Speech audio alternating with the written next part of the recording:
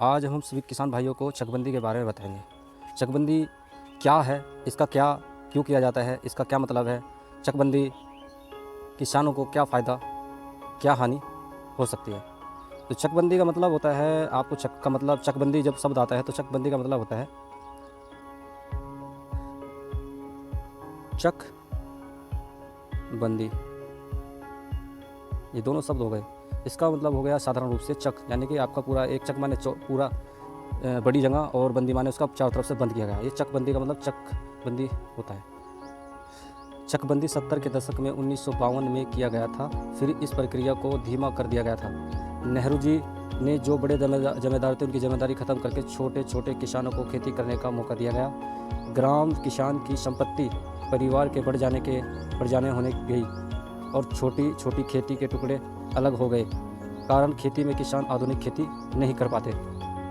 जब किसान का परिवार बड़ा हो गया तो खेती बढ़ चुकी और अलग अलग बढ़ चुकी। किसी खेती के दूसरे चक में है और किसी का खेती करने का चक दूसरे खेत में है, तो उससे खेती बढ़ गई।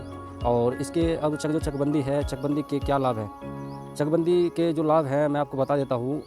इसमें चकबंदी के जो लाभ हैं, मानो एक पूरा चक है, ये पूरा चक है। अब ये पूरा मतलब पूरा एक तरह का एक मानो एक रकबा है, जिसको कहते हैं गांव में चक या रकबा कह देते हैं।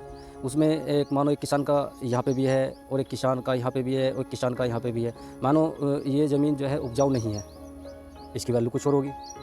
और ये मानो रास्ते पे है, इसकी वैल्यू ज़्यादा होगी। और मानो ये एक गड्ढे में है, इसकी ये मानो से पानी भर जाता है, खेती भी नहीं हो पाती, तो इसकी वैल्यू कुछ और है, तो कम हो जाएगी। तो इन सभी की वैल्यू को मिला करके चकबंदी में ये सभी चक एक जगह दिए जाते हैं। ये मानो जो वैल्यू रोड की है, जो वैल्यू आपके अलग चक की है, तो उसकी सारी को मिला करके चकबंदी के द्वारा आपको अधिकारी एक जगह दे देते हैं। इसका ये लाभ होता है, अपनी ज़मीन जो टुकड़ों में बटी हुई है वो एक जगह हो जाएगी। और जो जिस चक पे या जिस खेत पर आपका रास्ता नहीं है, ट्यूबवेल का पानी नहीं है, वो पानी की भी प्रबंध हो जाता है। और अब आपको हानि की बात कर लेते हैं। जब आपको फ़ायदा होगा तो उसका हानि भी हो सकती है। तो इसमें हानि क्या होती है? चकबंदी अगर की जाती है तो अगर आपकी कोई पैतृक संपत्ति खेत के बदले दूसरी ज़मीन मिल जाती है, किसान उससे भी नाराज़ हो जाते हैं। यानी कि जैसे हमारी कोई परिवार की कोई हमारी पैतृक या हमारे बाबा दादा की ज़मीन है, वो निशानी है, और वो किसी और को मिल जाए तो थोड़ा दुख तो होता ही है। और मैं आपको दिखा देता हूँ, इस अगला क्या पॉइंट है, ये है कि भूमि अलग अलग कीमत होने से भी नाराज़ हो जाते हैं।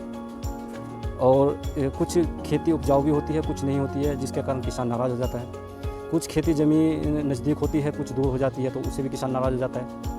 चकबंदी प्रक्रिया अधिकारी को सहयोग परामर्श देती है। चकबंदी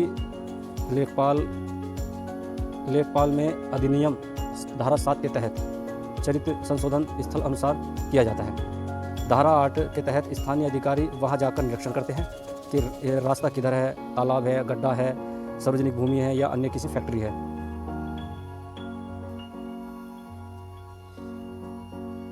ये जाकर के निरीक्षण करते हैं और उसका सही तरह से नक्शा बनाते हैं। अगर उस नक्शे में कुछ गलतियां अधिकारी कर देते हैं, तो यदि कोई खातेदार इस प्रक्रिया से संतुष्ट नहीं होता है तो खातेदार 48 के तहत उप संचालक चकबंदी न्यायालय में निगरानी वाद दायर कर सकता है। आपको अधिकार है। और इसके तहत इसके कोई भी लोक सेवा कुछ गलती करते हैं तो उसको सेक्शन IPC 67 के तहत 3 साल या जुर्माना दोनों हो सकता है। मानो अगर कोई अधिकारी है, वो यहाँ पे कोई तालाब है, उसको बंद कर देगा, वहाँ पर बस्ती आ गई है, तो वो तालाब को नहीं दर्शा रहा है, या कोई खाद गड्ढा है तो वो किसी जिम्मेदार से मिलकर के उस खाद गड्ढे को उस जिम्मेदार को ही देना चाह रहा है और उसको खाद का गड्ढा नहीं बता रहा है, तो उस पर भी आप अपनी गाँव समाज का कोई भी व्यक्ति या जो भी है वो अपनी खातेदार अपनी दायर डाल सकता है, याचिका डाल सकता है या वाद डाल सकता है उस पर।